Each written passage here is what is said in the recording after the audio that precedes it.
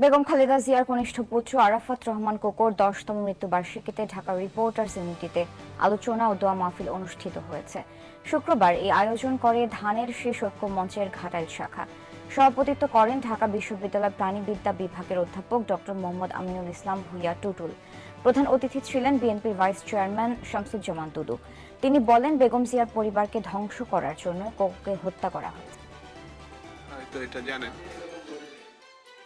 গণতন্ত্রে ফেরার জন্য একমাত্র পথ, কোনো দ্বিতীয় পথ নেই, সেটা হচ্ছে নির্বাচন।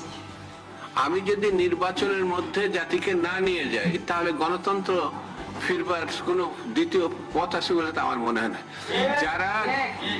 যারা গণতন্ত্রে ফিরতে চান তারা নির্বাচনের কথা বলছেন, আর যারা নির্বাচনকে বিরোধিতা করতে চান তারা কি গণতন্ত্রের সপক্ষে অবস্থান নিয়েছেন না বিপক্ষে অবস্থান নিয়েছেন?